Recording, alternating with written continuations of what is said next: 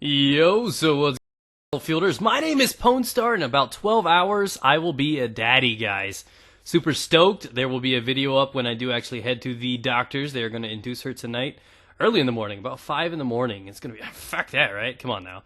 But as a gamer, I'm naturally used to being up that late, but I'm actually going to try to get some sleep here soon, and I wanted to crank out a video or two to let you guys know about that. But I also wanted to talk about a topic, something that was on my mind. I talked with a friend yesterday, and we had our thoughts, differences, and it was just kind of one of those friendly things. We both, jab at each other a little bit about what we think and what we expect out of Battlefield 4, and what we want to see, but he mentioned a few things that I hadn't thought about previously, and I was like, oh, well, shit, that's sounds pretty good. I didn't think about it like that. So we talked about what Battlefield, I guess, essentially needs or should have to be successful, not only in sales, but for YouTube, exposure, so on and so forth.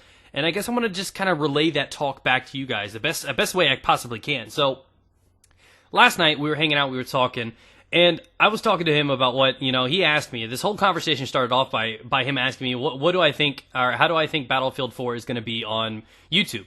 Because it's been, a year and a half already. Battlefield is slowly dwindling off. Almost anything that can be done has been done.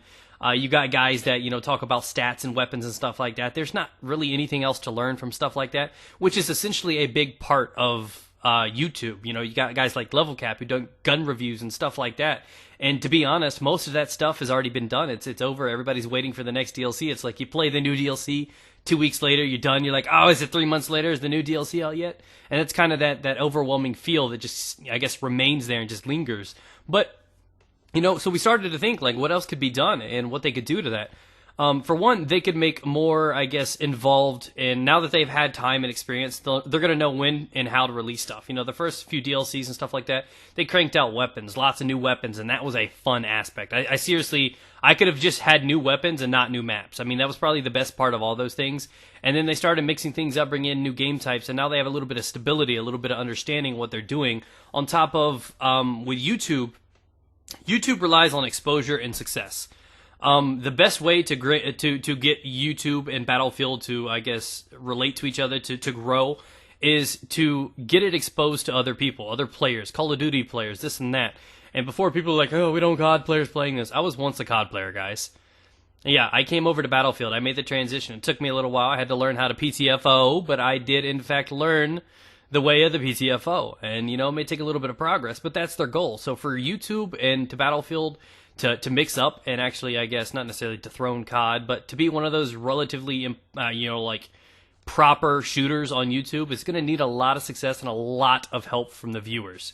You guys are going to be able to, you guys control everything, whether or not you know it or not. If you guys stop liking all of PewDiePie's videos right now, his channel will die. You guys have all the power. So if you want Battlefield to be successful, the source, the power, everything is in you.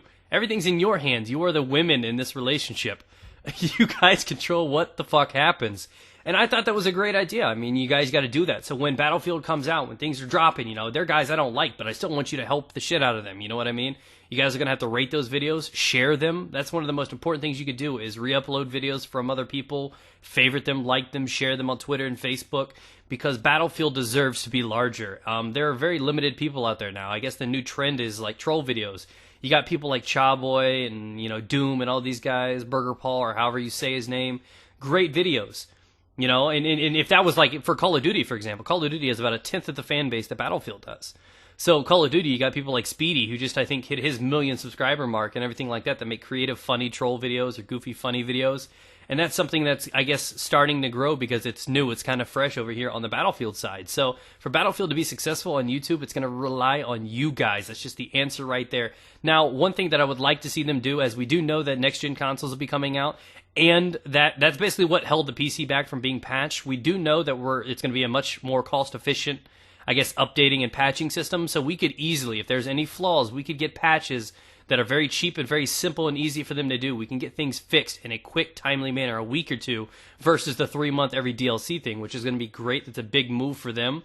Another big thing these guys need to focus on, is something I'd like to see them do, is branch out into eSports. I'm not talking like they're going to be on console or anything, even though that is something we could be seeing in about a year and a half or so, because then you have competitive. I mean, COD's fast-paced, COD's competitive, Halo's competitive, but there's a different sort of feel when you involve, vehicles and stuff like that. Battlefield does have a future in something like that, but it's going to take a lot of support. It's going to take a lot of support from the viewers, from people that support that kind of stuff, the actual players themselves, and everything like that. I think there's a really good chance for Battlefield to become something very popular in esports, not only just for PC gamers, but for consoles too.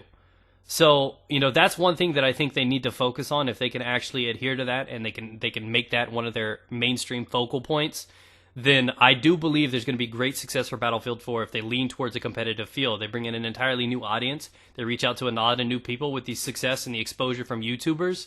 Battlefield has got a very, very good future. So if anybody's worried about Battlefield 4's success versus, whether it's the real world, normal sales, or even YouTube, I think it's going to be great. Let me know what you guys think down below. Be sure to check up for the video later tonight.